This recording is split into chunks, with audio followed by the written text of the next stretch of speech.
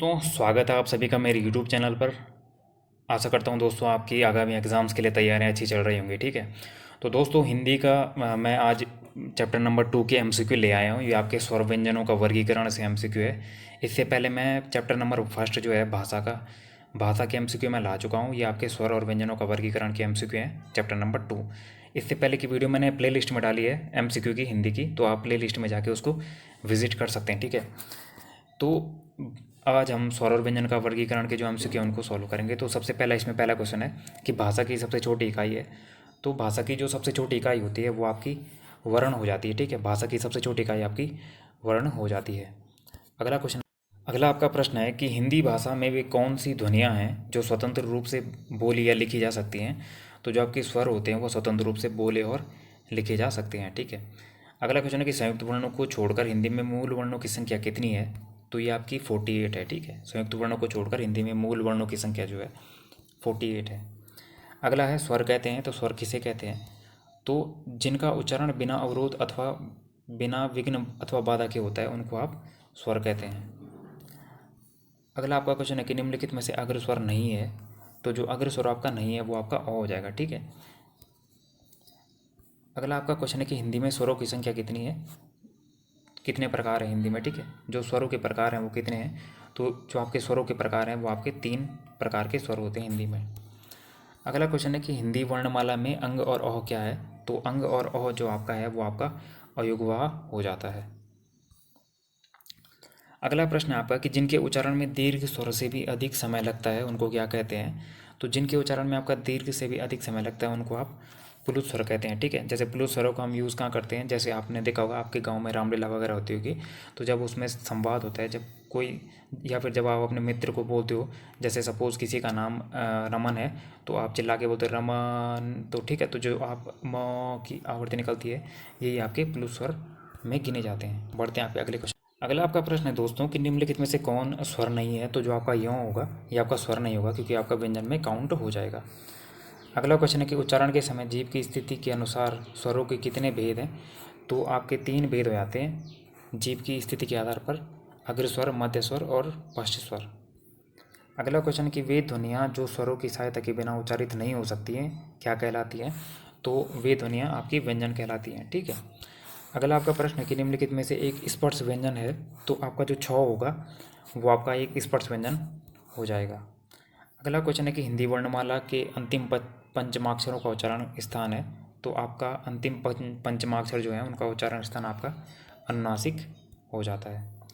अगला क्वेश्चन है कि अंतःस्थ व्यंजन का कौन सा ग्रुप है इसमें। तो योर और लव जो आपका है, योर और लव आपका अंतःस्थ व्यंजन हो जाता है इसमें। अगला क्वेश्चन है कि जो शौ है और ह है ये आपका ऊष्म व्यंजन हो जाते हैं। ठीक है, अगला क्वेश्चन है कि उत्क्षिप्त व्यंजन है। तो आपका जो ढ़ और ढ है बिंदी वाला ये आपका उत्क्षिप्त व्यंजन हो जाता है। अगला क्वेश्चन है कि उत्क्षिप्त ध्वनि का प्रयोग हुआ है। तो कौन सा अक्षर है जिसमें आपका उत्क्षिप्त ध्वनि का प्रयोग हुआ है। तो जो आपका पढ़ाई है, पढ़ाई में आपका उत्क्षिप्त ध्वनि का प्रयोग हुआ है। ठीक है, क्योंकि इसमें ढ के नीचे जो आप बिंदी लगा देते हैं तो पढ़ाई में उत्क्षिप्त ध्वनि का प्रयोग हुआ है। अगला क्वेश्चन है जो ज्यों है वो किन वर्णों के योग से बना है। तो जौ, हलंत और यों। ठीक है, जौ हलंत, हलंत का ध्यान रखिएगा, जौ हलंत प्लस यों से मिलकर आपका ज्यों बना है। अगला क्वेश्चन आपका, अगला आपका प्रश्न है कि जो आपका अक्षौ, त्र और ज्ञ है इनकी गणना स्वतंत्र वर्णों में नहीं होती है क्योंकि ये जो आपके संयुक्त व्यंजन होते हैं। ठीक है, अक्षौ, त्र, ज्ञ और एक और होता है आपका स्रो, ये आपके संयुक्त व्यंजन में काउंट होते हैं। अगला क्वेश्चन है कि हिंदी में व्यंजन वर्णों की संख्या कितनी है। तो आपकी 33 हो जाती है। अगला क्वेश्चन है कि कंठ ध्वनियाँ इनमें से कौन सी है। तो क, ख, ग और घ आपकी कंठ ध्वनियाँ हो जाती हैं। जो आपका शौ है ये आपका क्या है। तो ये आपकी तालव्य शौ हो जाती है। ठीक है, यह वाली आपकी तालव्य शौ हो जाती है। अगला क्वेश्चन है कि मूर्धन्य ध्वनियाँ कौन सी हैं। तो टॉ, ठौ, ड और ढ आपकी मूर्धन्य ध्वनियाँ इसमें हो जाती हैं। अगला प्रश्न है कि तौ, थौ, द, ध और सौ आपका कौन से उनका उच्चारण स्थान क्या है। तो तौ, थौ, द, ध और सौ का उच्चारण स्थान आपका दंत्य हो जाता है। अगला प्रश्न है कि जिन व्यंजनों के उच्चारण में दोनों ओष्ठों द्वारा श्वास का अवरोध होता है उन्हें क्या कहते हैं। तो उनको आप ओष्ठीय व्यंजन कहते हैं। अगला क्वेश्चन है यदि नीचे के ओंठ को पूरी तरह काट दिया जाए तो किस ध्वनि के उच्चारण में कठिनाई होगी। तो आपका जो व है इसके उच्चारण में कठिनाई होगी अगर आपके नीचे के ओंठ को पूरी तरह काट दिया जाता है तो। ठीक है, अगला क्वेश्चन है जो आपका वो है, इसका उच्चारण स्थान क्या है? तो दंतोस से आपका वो का उच्चारण स्थान हो जाता है। अगले क्वेश्चन की तरफ बढ़ते हैं। अगला आपका प्रश्न है कि वत्सरीय व्यंजन कौन सा है? तो जो आपका नौ होता है ये आपका वत्सरीय व्यंजन हो जाता है, ठीक है। एक आपका नौ हो गया, और एक आपका र हो गया, और एक आपका ल हो गया। ये तीनों आपके वत्सरीय व्यंजन में काउंट होते हैं। अगला क्वेश्चन है कि स्वर रहित रो का प्रयोग हुआ है। तो पुनर्निर्माण में जो है स्वर रहित रो का प्रयोग हुआ है। निम्न में से अल्प प्राण वर्ण कौन सा है? तो जो आपका क और ग आपका अल्प प्राण वर्ण हो जाएगा, क्योंकि आपके 1, 3 और 5 जो है अल्प प्राण वर्ण होते हैं किसी भी ग्रुप के, ठीक है। अगला आपका प्रश्न है कि निम्नलिखित में से कौन सी बात गलत है? तो जो आपका ये है ऑप्शन नंबर बी सग यानी जो बौ है वो सगोस ओष्ठ्य महाप्राण, ये आपका इसमें गलत है, ठीक है, क्योंकि बौ जो है वो आपका शायद अल्प प्राण होता है। अगला आपका प्रश्न है कि जिनके उच्चारण में स्वर तंत्रियों में कंपन ना हो उनको क्या कहते हैं? तो वो आपकी अघोष ध्वनियाँ होती हैं। जो हर ग्रुप का पहला और दूसरा है आपका, वो आपका अघोष वर्ण हो जाता है। अगला क्वेश्चन है कि प्रसन्नता में कौन सी ध्वनि का प्रयोग हुआ है? तो आपकी प्रसन्नता में जो है युग्मक ध्वनि का प्रयोग हुआ है, क्योंकि जिस भी वर्ण में आपके डबल ऐसे वर्ण आते हैं वो आपकी युग्मक ध्वनियाँ कहलाती हैं। तो प्रसन्नता में दोनों आए हैं तो आपकी युग्मक ध्वनि हो जाएगी। अगला प्रश्न है कि निम्नलिखित में से महाप्राण ध्वनि नहीं है। तो जो आपकी महाप्राण ध्वनि नहीं है वो आपकी क हो जाएगी, क्योंकि क आपका पहला अक्षर है और पहला, तीसरा और पांचवा आपका अल्प प्राण होता है। अगला आपका प्रश्न है कि अघोष वर्ण कौन सा है? तो अघोष वर्ण आपका इसमें 100 हो जाता है, 100 आपका अघोष वर्ण है। अगला प्रश्न है संबल में कौन सी ध्वनि का प्रयोग हुआ है? तो संबल में आपकी संपृक्त ध्वनि का प्रयोग हुआ है, ठीक है। संपृक्त ध्वनि वो होती है जो किसी दो शब्दों के बीच में जुड़ी होती है, जैसे आप देख रहे होंगे यहाँ पे मौ और बौ, और ये आपका 100 है तो इन दोनों के बीच में आपका मौ जुड़ा है, ठीक है। जैसे संबल हो गया, जैसे मैं यहाँ पे चंबल लिखूँ तो चंबल भी आपका वही हो जाएगा, संपृक्त ध्वनि। अगला क्वेश्चन है कि पंचांग में उच्चारित ध्वनियों का लेखन निम्नलिखित में से किस में हुआ है? तो ये आपका पंचांग में उच्चारित ध्वनियों का लेखन आपका ये वाला हो जाएगा, ठीक है।